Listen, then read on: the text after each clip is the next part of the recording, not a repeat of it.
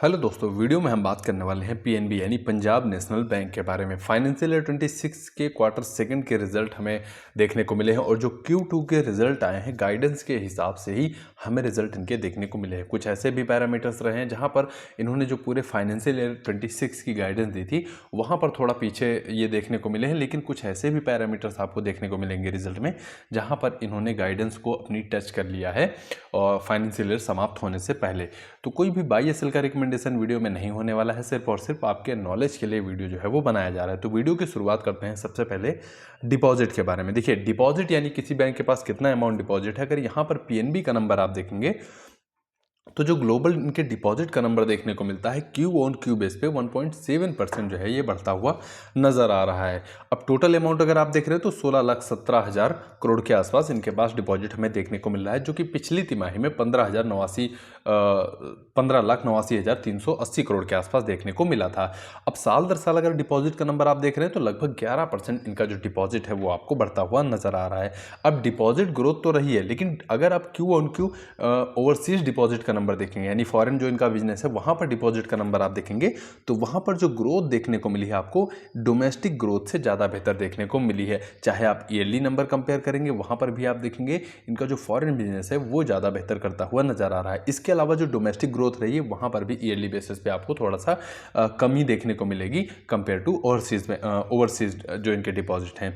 तो ये डिपॉजिट का नंबर हुआ। डिपॉजिट में फिर करंट अकाउंट डिपॉजिट अगर आप देखेंगे जो इनका करंट अकाउंट में डिपॉजिट है वो 74,215 करोड़ के आसपास हमें देखने को मिला है, जिसमें 5% की तिमाही दर तिमाही ग्रोथ देखने को मिली है। और सेविंग डिपॉजिट की अगर हम बात करते हैं तो यहाँ पर 2.2% की ग्रोथ जो है वो देखने को मिली है। अब करंट अकाउंट में डिपॉजिट ग्रोथ ज़्यादा बेहतर रही है, जो कि बैंक के लिए काफ़ी अच्छी बात है, क्योंकि करंट अकाउंट का जो पैसा होता है और सेविंग अकाउंट का वो थोड़ा सा फ्री का पैसा बैंक के लिए माना जाता है, क्योंकि करंट अकाउंट पे बैंक को कोई भी इंटरेस्ट पेड नहीं करना होता है। और सेविंग की अगर हम बात करते हैं तो 2 से 3% के आसपास यहाँ पर इंटरेस्ट आपको देखने को मिल जाएगा। तो इस तरह से कासा डिपॉजिट अगर आप देखेंगे टोटल तो ये भी 2.5% के आसपास आपको बढ़ता हुआ नजर आ रहा है।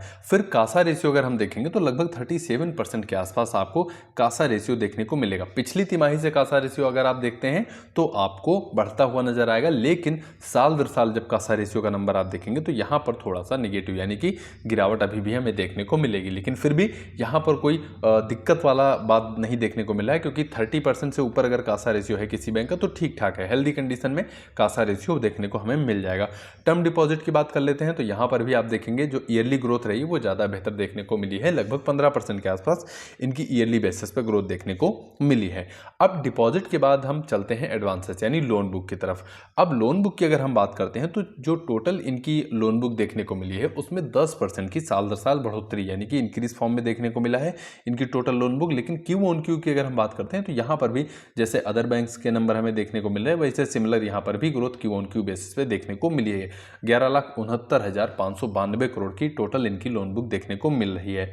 अब लोन बुक की अगर हम बात करते हैं तो यहाँ पर डोमेस्टिक बिजनेस आपको ज़्यादा बेहतर करता हुआ नजर आ रहा है ईयरली और क्वार्टरली बेसिस पे, क्योंकि जो डोमेस्टिक एडवांसेस लोन बुक इनके रहे हैं वो आप देखेंगे ओवरसीज की अपेक्षा ज़्यादा आपको ग्रोथ करते हुए नजर आ रहे हैं। तो इस तरह से अगर आप देखेंगे वाई ऑन वाई बेस पे लगभग 10.5% इनकी डोमेस्टिक जो लोन बुक रही है वो आपको बढ़ती हुई नजर आई है 11,17,885 करोड़ के आसपास। अब इसमें भी अगर आप देखेंगे तो सबसे ज़्यादा रिटेल हुआ, एग्री हुआ, एमएसएमई हुआ, इन्हीं 3 सेक्टर को अगर आप देखेंगे लगभग 56% जो इन्होंने लोन दिया है वो इन्हीं 3 सेक्टर को जो है वो देते हुए आ रहे हैं। इसके अलावा एसेट क्वालिटी की अगर हम बात करते हैं तो पिछले कुछ सालों से अगर आप देखेंगे पीएनबी की जो हालत रही है एसेट क्वालिटी में वो काफ़ी ज़्यादा खराब देखने को हमें मिल रही थी। अगर हम बात करते हैं फाइनेंशियल ईयर 23 के सेकेंड क्वार्टर की तो वहाँ पर अगर आप इनका जो asset quality gross NPA ratio देखेंगे तो वो आपको 10% से ऊपर देखने को मिलेगा। और यही बात अगर आप अमाउंट में देखेंगे तो लगभग 87,000 करोड़ से ऊपर का अमाउंट जो है इनका वो एनपीए देखने को मिल जाएगा फाइनेंशियल ईयर 23 के सेकेंड क्वार्टर के दौरान। लेकिन फिर जैसे जैसे नंबर्स आते गए, बैंक्स में सुधार होता गया, वैसे वैसे ही आप देखेंगे ग्रॉस एनपीए जो रेशियो है वो आपको कम देखने को मिलेगा, साथ ही साथ इनके जो अमाउंट में भी गिरावट आपको देखने को मिल जाएगी। तो ग्रॉस एनपीए जो इनका लेटेस्ट में हमें देखने को मिला है वो 3.45% के आसपास हमें देखने को मिला है।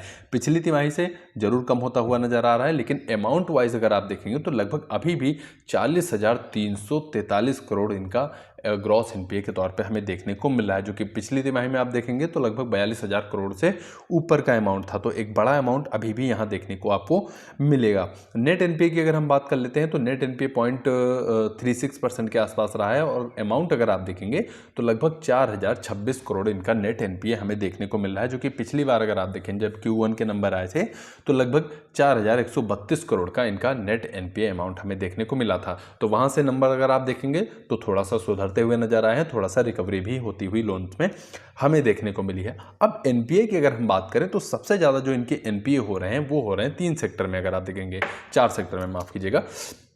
लेकिन ग्रोथ की अगर हम बात करते हैं तो यहाँ पर आप देखेंगे लगभग जो इनका रिटेल लोन बुक है वहाँ से आप देखेंगे सबसे कम लोन देखने को हमें मिल रहे हैं। रिटेल में लगभग 1% के आसपास इनका ग्रॉस एनपीए हमें देखने को मिल रहा है। लेकिन एग्री और एमएसएमई की अगर हम बात करते हैं तो यहाँ पर जो इनका लोन बुक है उसका 10% अगर आप देखेंगे एनपीए के तौर पे हमें देखने को मिल रहा है। अगर हम एग्रीकल्चर जो इन्होंने लोन दिए हैं उसमें अगर आप देखेंगे तो टोटल लोन इन्होंने दिए हैं 1,83,987 करोड़ के, जिसमें से 18,946 करोड़ एनपीए के तौर पे हमें देखने को मिल रहा है। फिर एमएसएमई में इन्होंने टोटल जो लोन दिए हैं 1,80,000 करोड़ के आसपास दिए हैं, जिसमें से भी अगर आप देखेंगे तो लगभग 10% हिस्सेदारी ग्रॉस एनपीए की हमें देखने को मिल जाती है। तो यहाँ पर इन दोनों सेक्टर की अगर हम बात करते हैं एग्री और एमएसएमई की, तो यहाँ पर आप देखेंगे जो इनका जो एनपीए अमाउंट है वो ज़्यादा देखने को मिल रहा है। ये थोड़ा सा दिक्कत की बात हमें देखने को मिल जा रही है। इसके अलावा फिर आगे वीडियो में चलते हैं और बात करते हैं हम इनके प्रॉफिट के बारे में। तो प्रॉफिट से पहले नेट इंटरेस्ट इनकम जानना बहुत ज़रूरी है, क्योंकि किसी भी बैंक की जो कोर अर्निंग होती है वो होती है नेट इंटरेस्ट इनकम। और जो पीएनबी की नेट इंटरेस्ट इनकम हमें इस बार देखने को मिली है उसमें ईयरली बेसिस पे आपको थोड़ा सा गिरावट देखने को मिलेगी, क्योंकि एक साल पहले की जो इनकी जो नेट इंटरेस्ट इनकम थी वो 10,517 करोड़ की देखने को मिली थी, और इस बार अगर आप देखेंगे तो यहाँ पर 10,469 करोड़ यानी कि लगभग 48 करोड़ जो है वो कम हमें देखने को मिला है। और परसेंटेज वाइज अगर आप देख रहे हैं तो 0.5% की गिरावट हमें देखने को मिली है। क्यू ऑन क्यू क्या स्थिति रही है, तो यही स्थिति क्यू ऑन क्यू भी देखने को मिली है, क्योंकि पिछली तिमाही में जो इनकी नेट इंटरेस्ट इनकम हमें देखने को मिली थी वो 10,578 करोड़ थी। तो ये एक थोड़ा सा बात रही है कि इनकी जो नेट इंटरेस्ट इनकम रही है वो सिमिलर ही देखने को मिली है, कोई बहुत ज़्यादा यहाँ पर इंक्रीज नहीं देखने को मिला है। हाँ, यहाँ पर गिरावट जरूर आपको देखने को मिलेगी। इसके अलावा फाइनेंशियल ईयर 26 का फर्स्ट हाफ कैसा रहा है नेट इंटरेस्ट इनकम के तौर पे, तो यहाँ पर अगर आप देखेंगे लगभग 0.26% की बढ़ोतरी देखने को मिली है फाइनेंशियल ईयर 25 के फर्स्ट हाफ से। लेकिन अगर इसको आप ग्रोथ ना मान के सिमिलर ही नंबर कह सकते हैं, क्योंकि एक साल पहले यानी FY 26 में 25 के दौरान फर्स्ट हाफ में 20,993 करोड़ की इनकी टोटल नेट इंटरेस्ट इनकम देखने को मिली थी, और वही हाल अभी भी देखने को मिला है। तो बहुत ज़्यादा कोई बदलाव यहाँ पर भी आपको देखने को नहीं मिलेगा। प्रॉफिट की बात कर लेते हैं तो जो इनका प्रॉफिट लेटेस्ट क्वार्टर में रहा है वो 4,904 करोड़ का हमें देखने को मिला है। और ये प्रॉफिट अगर आप देखेंगे तो यहाँ पर ग्रोथ आपको ज़्यादा बेहतर देखने को मिलेगी ईयरली हिसाब से। लगभग 14% इनके प्रॉफिट बढ़ते हुए नजर आए हैं, यानी अमाउंट वाइज अगर आप देख रहे हैं तो लगभग 601 करोड़ का प्रॉफिट इन्होंने ज़्यादा किया है FY 25 के सेकेंड क्वार्टर यानी एक साल पहले के।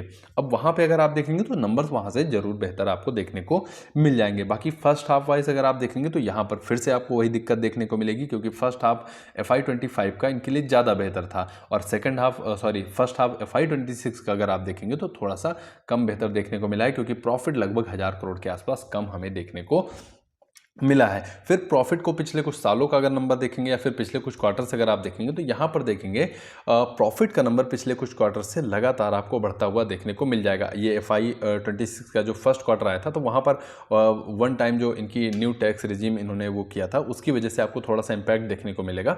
बाकी अगर आप देखेंगे तो प्रॉफिट का नंबर धीरे धीरे लगातार इंक्रीज फॉर्म में ही देखने को मिल रहा है। बाकी एक समय पर ऐसा भी था जब बैंक की हालत काफ़ी ज़्यादा खराब हो रही थी, लेकिन फिर उसके बाद से बैंक ने अच्छी खासी जो है वो अपने नंबर्स में रिकवरी इंप्रूवमेंट जो है वो दिखाई है। नेट इंटरेस्ट इनकम पिछले कुछ सालों की देख रहे हैं, यहाँ पर भी कोई विशेष दिक्कत नहीं, हालांकि पिछले कुछ क्वार्टर से ये नेट इंटरेस्ट इनकम जो है वो डाउन ट्रेंड में देखने को मिल रही है, लेकिन फिर भी ठीक ठाक नेट इंटरेस्ट इनकम हमें देखने को मिल रही है। अब चलते हैं लास्ट में गाइडेंस की तरफ। पूरे साल के लिए इन्होंने जो गाइडेंस दी है अगर हम उसके बारे में बात करें तो जो इनकी क्रेडिट ग्रोथ रही है वो इन्होंने गाइडेंस दिया है पूरे साल के लिए 11 से 12% इनकी क्रेडिट ग्रोथ जो है वो रहने वाली है। लेकिन लेटेस्ट में जो नंबर आए हैं वहाँ पर अगर आप देखेंगे तो 15.1% की क्रेडिट ग्रोथ हमें देखने को मिली है, यानी कि जो इनका लोअर बैंड है उसको भी अभी ये टच नहीं कर पाए हैं। डिपॉजिट ग्रोथ अगर हम देखेंगे तो डिपॉजिट ग्रोथ की अगर हम बात करते हैं तो 9 से 10% इन्होंने बताया है पूरे साल में डिपॉजिट ग्रोथ रहने वाली है। लेकिन यहाँ पर अच्छी बात यह है कि इन्होंने अपर बैंड को भी क्रॉस कर दिया है ग्रोथ के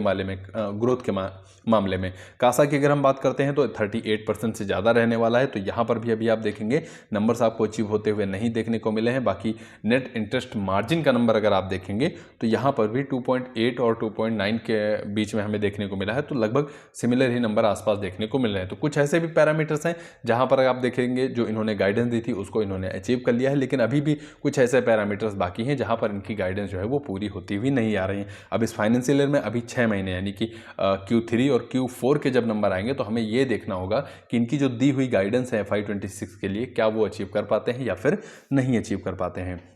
तो वीडियो का ड्यूरेशन थोड़ा सा बड़ा हो रहा है, इसलिए वीडियो को यहीं पे समाप्त करते हैं। बाकी आपके कीमती समय के लिए आपका बहुत बहुत धन्यवाद। वीडियो अगर आपको वैल्यूएबल लगा हो तो वीडियो को लाइक करिए, शेयर करिए, कमेंट बॉक्स में आप अपना सुझाव भी बताइए तथा चैनल को सब्सक्राइब करना बिल्कुल मत भूलिएगा। आपके कीमती समय के लिए एक बार फिर से आपका बहुत बहुत धन्यवाद।